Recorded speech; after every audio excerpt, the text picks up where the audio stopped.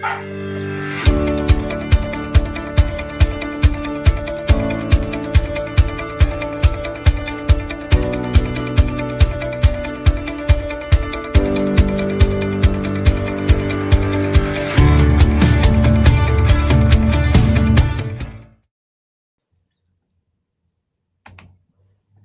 right, good morning. Morning. We are here and we are live today. And today we're going to be talking about political correctness, being apolitical, what's political. We're going to have some uncomfortable conversations around this. And I brought on LaVada today to talk about this because LaVada is, she is an awesome person. She holds over 16 years of experience impacting work cultures through strategic talent acquisition, employee and organizational development. And she's an awesome leadership development coach and partners with me on client engagements where we work with CEOs and leadership to enhance team performance. So for those of you that know, rework work, we are working with, basically we rework what doesn't work about work. That is what we do. And right now, a lot of things are not working about work. So we're going to chat a little bit about that. So again, welcome, LaVada. Appreciate you joining me today. Early, I know. For those of us in California, the rest of you, it's like end of the day, late morning. You've already had your coffee. So I'm trying to match the enthusiasm of the people that are elsewhere. Well, thank you for having me. Gotta get my voice full. Thank you for having me. I'm excited about this conversation. I think this is the only way we move forward. So I appreciate you having me. Yeah, no, I think and this is going to be a tough one because, I gotta say, I am so tired of hearing when I say something about diversity and inclusion and somebody says, oh, well, I don't want to get too political, right? That's the first thing that they say. What do you think about when somebody says that? I think it's a concerted effort to deflect from the progress that needs to happen, the reality of the construct of our social societies in this country and around the world. It takes away from the humanity of all of us. This is not a political issue, it's a human issue. And if we can all work together to get it right, then it's only going to better all of us. And honestly, Stacey, it's been a long time, and we shouldn't be having these conversations anymore. We need to be concerned with raising our children, making sure they're safe, having a happy life and a happy society. And it's just all really rather sad at this point. It is. It definitely is. And so I thought I'd start with a few definitions because I was like, you know what, why don't we bring it back to base level, right? So if we think about what is politics in its base level, politics is, and I'm reading from the Cambridge Dictionary here, right? Activities of the government, members of lawmaking organizations, or people who try to influence the way a country is governed. So we're bringing that back to like baseline actual politics, what happens in government. But there are different definitions of politics because sometimes when we say politics, we mean, power plays that are happening in the workplace. When you say, oh, I don't want to, get into a political discussion or have to deal with the politics at work, you're not talking about the government. You're talking about the power within the organization, right? And who's got it and what that looks like. And sometimes it's not the leaders. Sometimes it's a group of people who get together and they can influence other people's decisions. It's almost like, creating little factions, right, within the workplace. So when we then look at being politically correct, that phrase really doesn't have a lot to do with politics anymore, right? It used to. But being politically correct, when it first came about, it was a term that was sort of positive in a sense. It was saying, if you're being politically, incorrect, then you're not doing what the will of the people are, right? But I think that the will of the people changes over time. And that's sort of the problem with these phrases, because that's what's causing some of this disconnect, because the people have different wills right now, and we're going in different directions. Yeah, when I think about political power, I think about the people who are in a position to make decisions that affect other people. And then when I think about it in the workplace, it's almost like we don't want to your point, it feels like we don't want to conflict with the people or the construct that's in power, right, rather than the people, right? And so that's sort of, like you said, that's what it is now. And basically it's code for don't get out of line, or it's code for, walk the narrow, because we don't want to upset the people who could impact our, well-being, the people who could impact our salaries, our income, and so forth. So it's really, like you said, it's changed. It's not about the people anymore. It's about the maintaining whatever status quo or whatever culture we are trying to protect in whichever realm, be it the workplace or be it society. Yeah. So I think that there's just a lot of confusion, like you said, about politically correct, about these terminologies. And I just think it's an effort to deflect from the real issues. It definitely is an effort to deflect. And so what I see coming up and is that people are sort of conflating terms, right? Because what's happening is we're looking at, really to me, it's like we're comparing apples and oranges. Because when we look at what is actually political, right, within, so let me bring it back and I'll give you an example. So we're all on social media. We're looking at things on Twitter and we're looking at things on LinkedIn. And what we see are people putting out statements, right? So when you see someone, as an example, this just happened. I saw this just this morning. There was a group of individuals who decided they were going to have a party and they weren't going to wear masks. And this is against, we're not supposed to be doing this, right? We're supposed to still be social distancing. I know it doesn't feel like it, but we are supposed to be. So when you see the individuals who were at this party, it was a group of Black people. So then you see the comments and people say, oh, well, they're getting special treatment. And of course, when Black people do it, it's fine. But when white people decided they wanted to protest against wearing masks, we were considered babies. And so what you're having is this othering that's happening, right? It's like this us against them that is starting to emerge. And really what we have to be looking at is consistent treatment, right? If you believe that we are supposed to wear masks, then you shouldn't care what color the person is that is not wearing the mask when you have the conversation. But what's happening is we flip-flop based upon who's doing the action. Yeah. And that's what we're starting to see.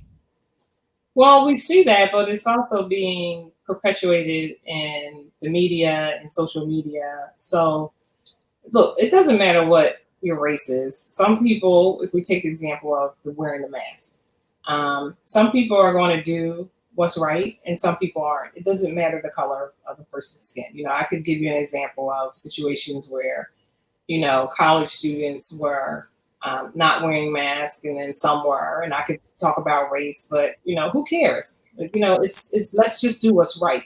All of this is an effort to keep us focused on the minors, so we won't, understand what's major, right? We don't want to major in the minors. That's the expression, right?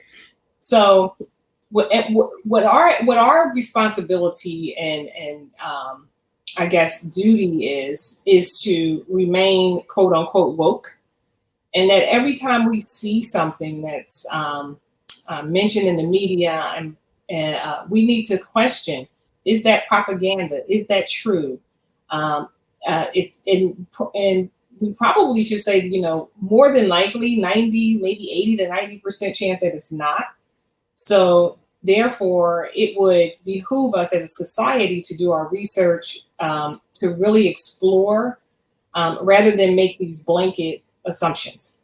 And the blanket assumptions and people's tendency to make blanket assumptions is what the people who want to perpetuate propaganda, that's exactly where they feed. That's exactly where they feed.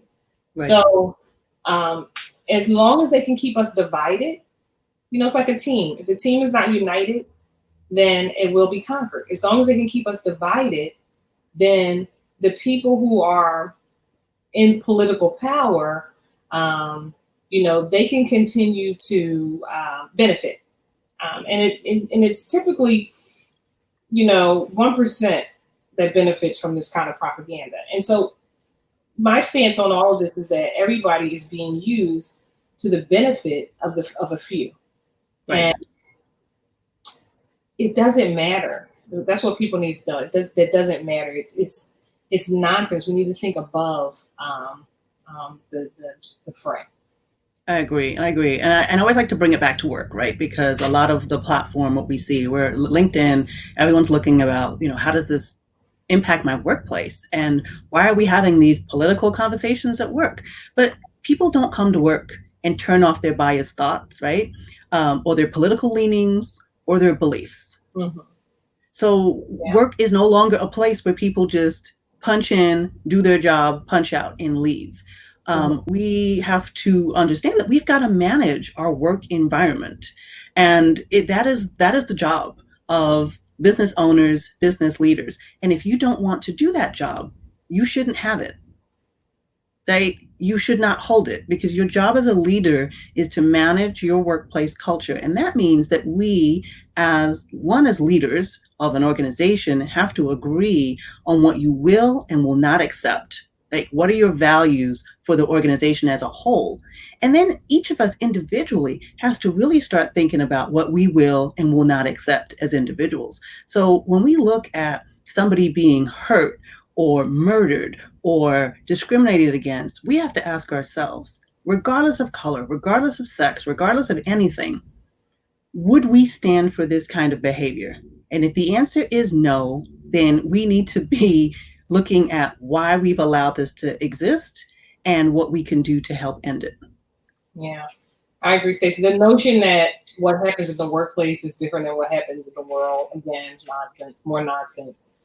We're human beings, and we can't separate our society in segments. We can't say, these behaviors are important at home, but they're not important at work. Okay, but those are the kind of microaggressions and umbrellas under which people have functioned for centuries and gotten away with it, because they have there's a system in place that does not punish them for those behaviors, and in some cases rewards them.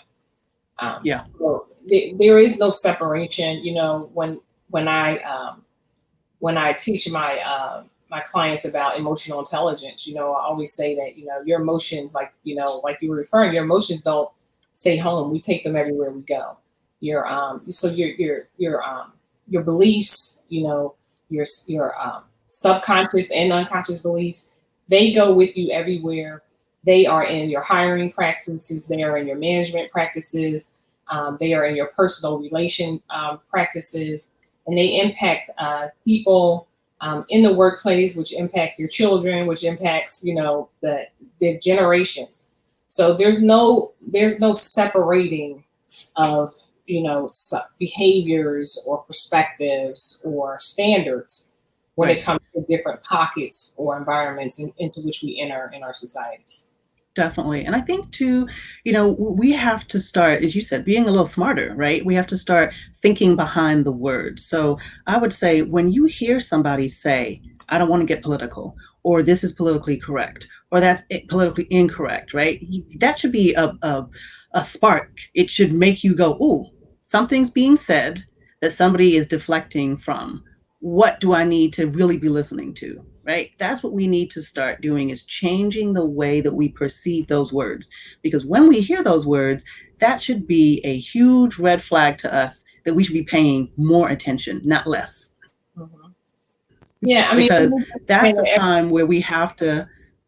Yeah, go ahead. I was going to say that we are a political society in terms of how we set up our cities, our states, and so forth. And it's just very, you've heard me say this before, Stacey, it's just very important that we understand our history, and that a lot of what we're dealing with today comes out of the Reconstruction, or the lack of Reconstruction era. and that these behaviors are being repeated. This is the same propaganda that happened in the 1800s and the early 1900s. All of this is a way to keep the power and the economic balance or the economic imbalance in place. So, like you said, very important that we all need to be a little smarter. We all need to wake up, or quote, get woke, right? We need to understand that this is nothing new. Nothing new. This all of these articles we're reading, these claims that we're politicizing our human rights. This is not a political matter. This is a human matter. And if you don't understand the past, then you can't understand the present or the future. Okay? And as long as they can keep this propaganda going so that you're focused on whether or not this is political, rather than focusing on people's pain, struggles, and how it affects all of us as a society, then they will be able to deflect and remain in power, and the imbalance will remain in place. Right. And I think it's a really good point when we talk about paying attention to the behaviors, right? Not the words. So rather than look at what the words are that somebody is saying, we need to start looking at what those behaviors are. How are people behaving towards one another? I'll use the example of the riots, right, that have been happening, and people are saying, well, but people are looting. Okay, so let's dissect that for a moment. Are you more concerned about the looting than you are about the reason that the riots and the protests started, right? And let's be clear, protests started and then riots ensued. Why? Riots ensued because peaceful protest was trying to happen, and then police were deployed with riot gear. And if I go back to the masks for a moment, right, we had people who decided they wanted to protest their right to not wear a mask. They were able to protest in peace. Riot police were not deployed, right? So that's we have these incendiary things that happen. And as soon as you see that thing happen, you immediately go, boom, there must be a riot because there's riot police. Why wouldn't there? If there's riot police, there must be a riot, right? And then on top of that, you also have other people coming in and knowing that that's going to happen, and then are inflaming that. So you have all of these different things converging, and we have got to be smarter. We have got to look at this and unpack that and go back to, but what's the source, right? What was the behavior that triggered this in the first place? Oh, that's right. Somebody was murdered when they shouldn't have been. Yeah. Right? Yeah. I mean, I just, I can't stress enough that you should know your history, because all of this already happened. There's a documentary by Dr. Gates, PBS, where he goes through all these documentaries about, the history of America and civil rights and enslavement. And this already happened. And so when I sit there and I watch that, I think, wow, I can't believe we're having these same conversations. I can't believe the same events are happening throughout history, the same exact things. People were saying there was rioting.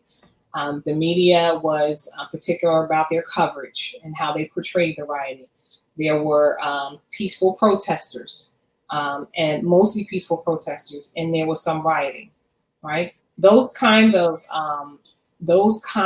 behaviors, those kind of moments in history have nothing to do with the color of people's skin.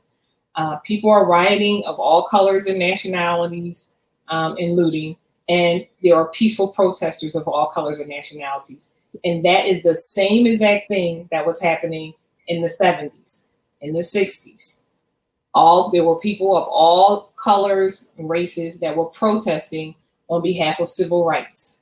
And then if you watch the timeline, you'll see where it all kind of fell off, where it went wrong, where people, because they believe in the propaganda, the media was able to use that, or the political powers that be were able to use that to deflect from what was really needed in terms of real legislation, as it relates to civil rights. So we were able to get a couple of streets, a few holidays, and some seats at a counter. But what really needed to happen was economic balance. And because of the propaganda, they were able to deflect from that. All of these events already happened. And so where it disheartens me is that now the difference is, though, you can turn on PBS and you can watch it. Right. You can see it all. You can see the history of it, and you can see history repeating itself. And so my question is, my challenge to everyone is, are we going to allow ourselves to go back to sleep when we have an opportunity to have greater understanding at this point in history? Yeah, and we definitely have to, at this point, not only are we destined to repeat it, but we are already repeating it, right? So we don't want to get back in that cycle and repeat this again. I think, when I look at what happened earlier this year, well, I mean, we've always had people being murdered on camera, right? It's happened before, but I don't know what it was about George Floyd that really sort of, got people to open their eyes. And I think there's also part of this conversation now that's happening where, people are saying, well, wow, we really didn't see this before, right? We weren't paying attention before. So I think that people are starting to pay more attention. I think it really is important. We scroll through Facebook. I'm gonna be honest. I scroll through Facebook and I look at, what people are posting, and I have to remind myself that's not the full story. I have to go and independently verify this information. I need to go to CNN and Fox and PBS and, to NPR, right? And look at this. Not only that, but going and looking at international news, because a lot of times, in the United States, we get so the information that we get is so broken down and coddled, right? It's like this tiny little bubble of information that we get. But if you were to Google international news and see how other countries are reporting on what's happening in our country, you will find out so much more about what is actually happening. And we forget that we have that at our fingertips. You can get to news from other countries. And not just about other countries, but about our own country, because you will find out things you didn't even know what was happening. You're like, wait, what was happening with the Chinese? I had no idea. Right. So we've got to start educating ourselves in these ways and reminding ourselves that a lot of what we see on TV and what we read is entertainment. Mm-hmm. It is not news. Mm-hmm. It's entertainment, not news. And so I think that is a really important reminder for us that, and to your point, going back and looking at history and seeing how do we get here, right? What has happened already? What tactics have we used? Right. The thing is that all of these events, like I said, have happened in the past, and the propagandists have a full tool belt equipped and ready to go for when this happens. So they know what the strategy is. Feed the people with false information. Claim that it's political. Deny history. Diminish an effort. Make people believe that an organization is evil, or that they have only one agenda, or that they're only out to set or take away some false perception of a value or a treasure. In other words, they're out to take your jobs, or they're out to remove you from your homes. All of this is fully equipped and ready to go to feed the public. They've done it before. And it's amazing when you see the past, because you're like, this is exactly the same events that happen. And to your point, Stacey, not just this country, other countries, dictators, fascists. It's the same patterns over and over again. And it with all of our social media, right? All of our channels of communication. It is just so shocking that people still fall for it. We have an opportunity with our ability to access information, to share information. We stand at a time of history where we have an opportunity to overcome this propaganda. Yeah, we have got to stop being lazy. Like that's really what it boils down to, right? Oh, it's already curated for us. That's why we love BuzzFeed listicles, right? Because, oh, somebody already put all the information together and gave it to me. If somebody already handed you all the information in one place, you need to run. You need to run away and go look for yourself and go see what is happening. And I think the other piece that we really have to dig into, which we're not going to have a whole lot of time for today, but we have to look at who are the people that we're listening to, right? What are their credentials? What is their expertise in this? Because to your point, LaVada, yeah, there's all this information that's out there, but anyone can post online. I started off back in the day writing, and I would write and write and write and write, and it's like people would say, well, they could potentially say, well, who are you?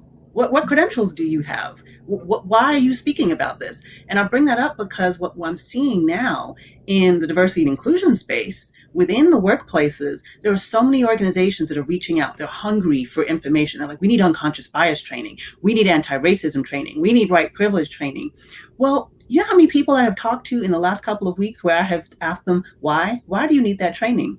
What makes you think that that's what you need? Where are you as an organization? Have you done anything to actually understand your current state before you start trying to pour more information in? And on top of that, who are you going to give you this information? I have talked to people who have said, yeah, we had someone come in and they antagonized our workforce. They insulted a whole group of people. And now our workplace culture is worse than it was. It is really important that the people that are out there doing this work know what they're doing. And I just read, it was somebody actually posted on Twitter. She said, I am literally in tears. She goes, I just attended a diversity and inclusion training session that was outrageously disappointing and hurtful. And basically the person that came in was defending the right for, babies to be in cages and for the police brutality and all of these different things. And she just said, this is just awful. Who are these people that came in and did this? And they're doing it in the guise of diversity and inclusion training. Yeah. It's very important, to your point, that people vet people before they bring them in, that they understand their intentions. What do you want to get out of the diversity training? Is your organization on the same page, to your point? Do your research, understand your intention, and allow yourself the time to bring the right people in to do the work. Also, we have to understand that although we might want people to do the research, to go the extra mile, they may not. So when you look at the human patterns and the human condition, the way people take in information and react to information hasn't changed over, the course of history. So with that being said, the people who are aware of the tactics and the propaganda have to be strategic in how they communicate to people, or how they help to pass legislation, for example, that maybe changes the curriculum in school. Because I'll tell you, the Daughters of the Confederacy, when they were, in the early 1900s and late 1800s, they knew exactly what they were doing when they went in and they vetted history books, and they took out the true history about enslavement, and they made sure that they knew exactly which propaganda they wanted to feed children. The statues were most of the Daughters of the Confederate women were the ones who put up most of the statues and the propaganda that's around the nation. They knew exactly what their intention was. They wanted to ensure that the racist construct was solid enough to take place and to sustain itself for centuries. And it has. Right. And so I think, and that's the thing for the workplace, right? So when you think about your workplace, you have to think about the idea that most organizations expect that their work, how many organizations out there have been like, we're celebrating 75 years in business, 50 years in business. You want to be there for another 50 years, 75 years. What legacy are you going to be leaving? What are you embedding into your workplace culture moving forward? Forget the last 50 years. Let's look at what is your future 50 years going to look like. And I think that's what we need everyone to be looking at. What are you today going to start accepting and not accepting and letting your organization know? Because I'll tell you right now, as a CEO, if you walk through your organization and you ask people, do you know what our values are? 98% of them are going to say no. They do not know what you stand for. And that is your fault as a leader. Well, I think that the hearts and the minds of most people are innately good. I have to believe that to do what I do. But most corporations and organizations, the bottom line is they just want to make money. So they're going to do whatever it is that makes money, regardless of any moral construct. So they'll bring in diversity trainers, or they'll do a little bit of cultural training just to check the box. But ultimately, unless there's something in place that really requires them to include others, then it's just, a high level sort of facade. Yeah. That's why legislation is important. That's why the people who are at the table have to understand how to see through the propaganda. And, even though I want to change the hearts and minds and behaviors of the masses,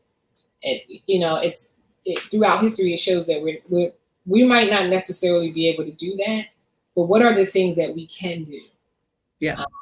So that the people who are easily misled, that we're protecting them, because they're going to remain, that's not going to change. They're going to be people that are easily misled. So what do we need to do to ensure that we have a plan? Because there is a plan in place for the opposition. They are locked and loaded whenever there's a civil rights movement. So we need to get locked and loaded in a positive way. Yeah, definitely. So I think I would think, if you all go away today thinking, what can I do, right? What can I do? It's like, first, listen for those words, those trigger words.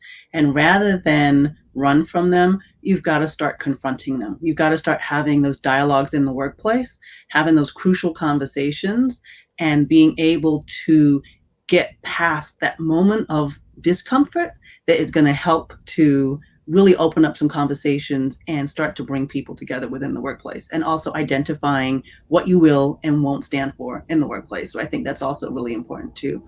So I just want to say thank you, LaVada, because I really think that you brought such a wealth of information today. It was a great conversation. I know we could talk about this for probably another couple of hours, but I think people have to go to work. So I'm going to give everybody back their time. And again, just want to say thank you. I really appreciate being able to chat with you today. Awesome. Anytime, Stacey. All right. Awesome. Thank you.